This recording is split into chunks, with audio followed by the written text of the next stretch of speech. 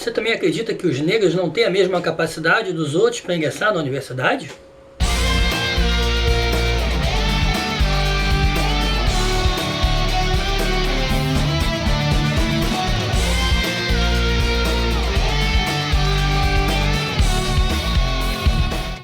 Gente, eu vou falar de cotas, é óbvio. Eu tô para fazer isso há um tempo e agora a votação unânime do STF, que eu sempre elogiei, agora eu não vou mais elogiar, pelo menos por esse ponto, que liberou o uso de cotas, né? A primeira universidade a fazer isso foi a UNB, Universidade de Brasília, e por isso mesmo essa votação para esse caso, da questionamento das cotas, automaticamente valia para todas as universidades. O problema é que quando a gente institui cotas, a gente automaticamente diz que os negros não têm a capacidade necessária para ingressar na universidade.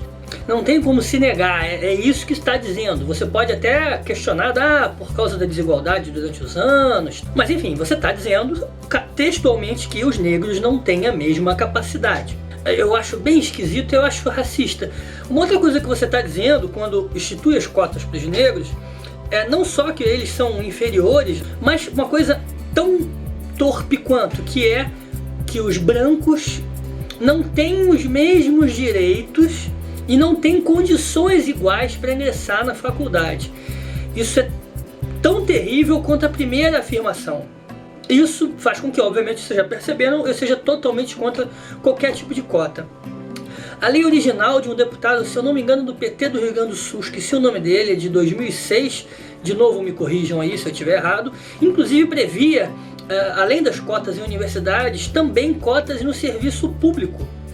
Agora os concurseiros dão pulo, né? Porque realmente começa a ficar complicado. Cada vez mais o governo, através desses arremedos de lei que não fazem o que deviam fazer, começam a querer ajustar as coisas aí de uma forma totalmente equivocada. Eu sei que pra mim é complicado, porque teoricamente eu sou branco, falar sobre esse assunto, ficar parecendo que eu sou racista.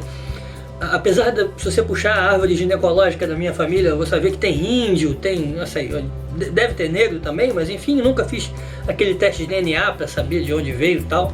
Mas enfim, visivelmente eu sou branco. Mas não é porque eu sou branco que estou dizendo isso. O acadêmico negro, Dr. Thomas Sowell, que se formou em Harvard, tem mestrado, doutorado, e o cara é fera, negro, é uma das figuras que é radicalmente contra o sistema de cotas. Recomendo a leitura do livro dele, né, que é Ação Afirmativa, uma visão empírica através do mundo, alguma coisa assim. Nesse livro ele verifica como foram ruins as experiências de ação afirmativa pelo mundo todo, né? Índia, Sri Lanka, ele cita o Brasil, os próprios Estados Unidos, país onde ele é nativo, e uma das coisas que ele aponta, uma coisa que eu sempre falei também, eu já falei em outro vídeo meu sobre alguma outra questão, que é, uma vez que as pessoas conseguem esse benefício, elas não soltam mais. Então aquela perspectiva de que se diz que não, isso é só durante um tempinho, depois a gente... Não, quem é o político que daqui a, sei lá, 25, 50 anos estipula uma época aí, o político vai chegar, não, podemos tirar esse benefício aqui. Uma vez adquirido, esse tipo de benefício não sai mais. Então esse é um dos motivos o porquê a gente não deve aprovar de forma alguma qualquer sistema de cotas. Ele cita também um dos primeiros, talvez o primeiro país do mundo a ter esse tipo de ação afirmativa, que foi na Índia, onde os Dalits, né, você viu a novela, né, desgraçado, você lembra? Que era aquele povo que está abaixo das castas na Índia, não é sequer considerado uma casta, são o que eles chamam de intocáveis, eles são o lixo da sociedade. Começaram a receber cotas, alguma espécie de ajuda, porque o governo colonial britânico percebeu que eles precisavam de algum hands-out, né? Só que isso deu uma merda do cacete, porque primeiro, raros dos Dalits tinham a condição para poder usufruir das vantagens, que seriam uma coisa bem parecida inclusive com a questão dos negros, né? Pouquíssimos negros têm condição de completar um segundo grau razoável, e eu até vou me corrigir, eu não vou dizer nem pouquíssimos negros, eu me recuso até a considerar essa questão racial como um critério, como uma coisa para se separar as pessoas, né, as coisas binárias, principalmente num país como o Brasil, onde é uma miscigenação louca. Mas como eu estava dizendo, pouquíssimos tinham condições de ingressar na faculdade, então até mesmo essa vantagem era uma vantagem efêmera, que só beneficiou uma pequena porcentagem daquela população. O que nos lembra muito o que acontece no Brasil. Pouquíssimos dos negros têm sequer a educação básica. Então você não está beneficiando a população negra, e mesmo que estivesse beneficiando, você está beneficiando uma parte que não precisa de tanta ajuda, que é quem já chegou num determinado nível, em vez de, como a gente já está cansado de falar, cuidar da educação básica.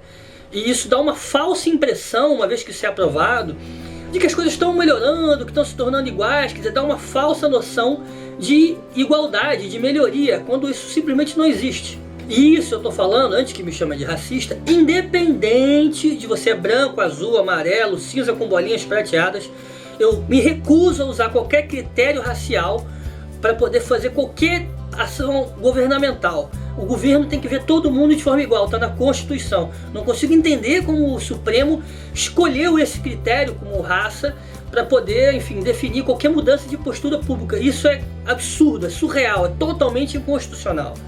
E aliás, essa nossa mania de faculdade, tudo é universidade, é uma coisa provinciana, né? Lembra da época que o Brasil era província? Não, vamos mandar fulaninho para estudar em Portugal?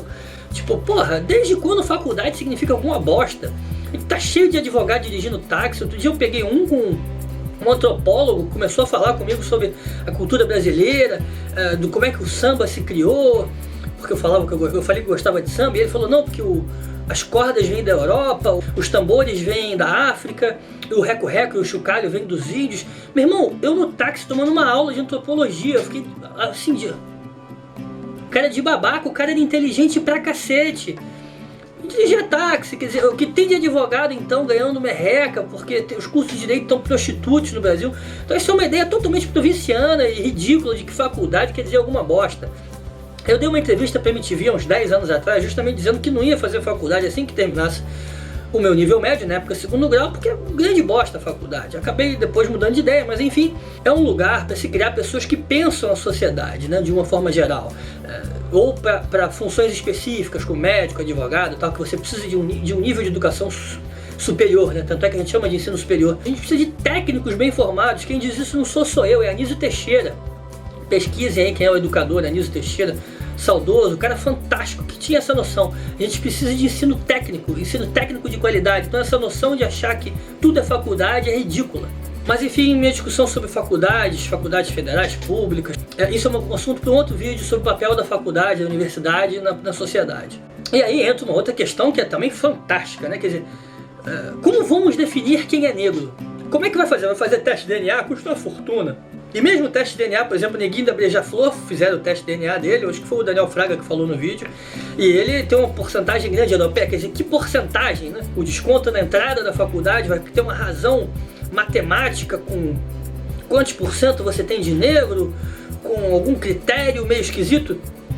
Mas e outros critérios, né? Quer dizer, e se eu fui criado num orfanato, pô, será que eu não tenho também dificuldade de entrar na faculdade? Será que eu também não tinha que ter algum benefício? Ou se eu sou deficiente físico, ou com algum outro problema? Ou se eu sou refugiado? Ou se eu, quer dizer, uma série de critérios que, se a gente for tentar consertar, a gente vai ter que inventar não mais uma prova de vestibular, mas um modelo matemático, uma conta. Não, você ganha aqui mais 0,5%, mas aqui você é transexual, você sofre preconceito pra cacete, sofre mesmo, então aqui você tem mais 20%, e aqui você...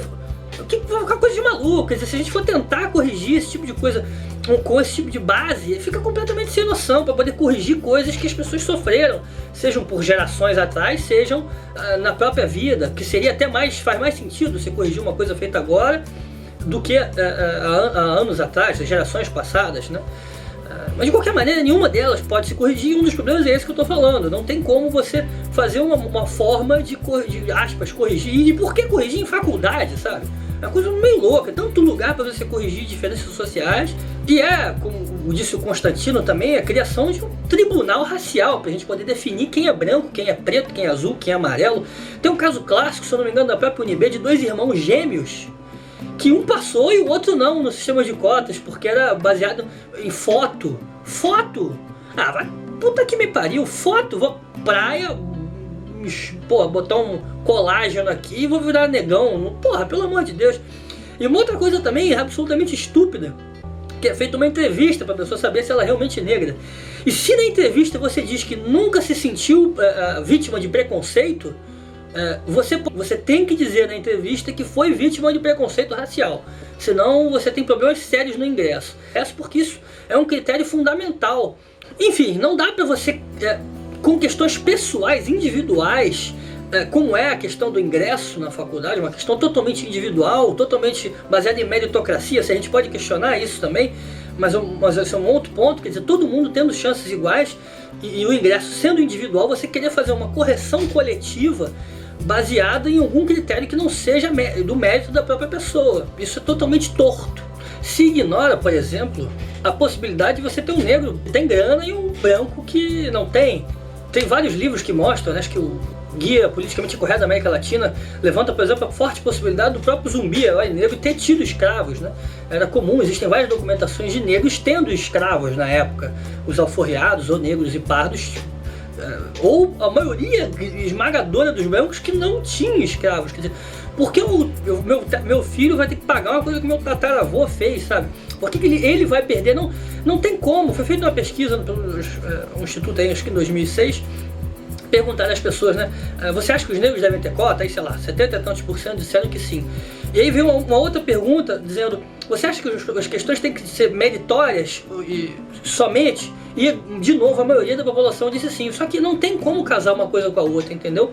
Então, o problema de você colocar um negro por cota, ou um índio, sei lá, ao pardo mais escurinho, sei lá quais são os critérios que eles usam, não é para somente o ingresso dessa pessoa. O principal problema é um cara vai ser barrado porque vai passar na frente dele na fila sem ter o mesmo mérito na prova, no sistema de ingresso, o cara que ralou que nem um corno para conseguir o seu próprio esforço, e esse cara vai ficar fora. Não tem como incluir um sem tirar a vaga do outro. E qualquer lei que você tira uma vaga de uma pessoa, você tira o direito de uma pessoa em detrimento de outra, sem nenhum critério do porquê aquele ou outro está sofrendo só por ser branco, é totalmente absurda, racista e vergonhosa. Aliás, eu se fosse negro, eu sentiria vergonha. É uma coisa totalmente humilhante você ser obrigado a se passar por isso, né? Essas são medidas socialistoides, né, que tentam fazer arremedos, né, de consertos onde não se deve consertar, porque dá trabalho demais consertar a educação básica. E aí o nego faz esse arremedo socialistoide. A nossa sociedade está cheia desses problemas. Nós somos uma sociedade capitalista, que tenta incluir leis socialistas para poder corrigir problemas do capitalismo. E aí virou uma salada dos infernos. Imagine o capitalismo como um prato salgado, uma feijoada maravilhosa, o capitalismo perfeito, né? Como uma feijoada fantástica, bem temperada, com orelha, paio, couve, bacon, aquele feijão bem temperado. E o socialismo perfeito como um doce, um prato doce perfeito também. Um pudim com calda de caramelo e raspas de limão, servido geladinho. O que acontece aqui na nossa sociedade é mais ou menos uma coisa complicada, porque você tem a feijoada, que não tá boa, que é o capitalismo nosso perfeito, que tá faltando couve, tá sem sal. E aí o nego quer criar um remédio socialista para corrigir. Então o nego joga açúcar e calda caramelada no feijão. Vai ficar uma merda. E eu vou roubar aqui um pedaço do texto do Rodrigo Constantino, o vídeo que ele falou, que é fantástico, eu vou botar aqui embaixo, em algum lugar, que é o Cotas para Baixinhos, que diz o seguinte: foi feito um estudo que dizia que as pessoas quanto mais altas, mais renda tem. Isso é inclusive uma coisa assim como a melanina, né, hereditária, né? Você passa pequenas variações de pai para filho. O Constantino faz essa brincadeira e diz que precisa de cotas para baixinhos, né? Aliás, não pode falar baixinho, eu tenho que falar que sou verticalmente prejudicado, né? Quer dizer, por que escolher um critério? Quer dizer, a negritude ou não é um aspecto da vida da pessoa. E assim como para mim, eu ser branco nada significa menos para mim. A minha situação de nascimento foi totalmente arbitrária e a minha cor é algo totalmente arbitrário que não significa nada para mim, não é motivo nem de orgulho, nem de vergonha. Eu tenho vergonha e orgulho das coisas que eu faço, não das que eu herdei de terceiros. Mas por que escolher um critério? E por que a cor como algo a ser reparado, e ainda mais de uma forma totalmente torta? Meu ponto é esse: não existe nenhuma forma de se obter igualdade na sociedade tratando as pessoas de forma desigual e sem méritos. Qualquer forma de se tentar corrigir isso, seja com desculpas de heranças do passado, ou qualquer iniciativa que fuja da meritocracia, é um atraso e uma fuga. Vamos começar a tratar todo mundo como gente. Que tal? Obrigado por assistir, rapaziada. Um abraço, fui!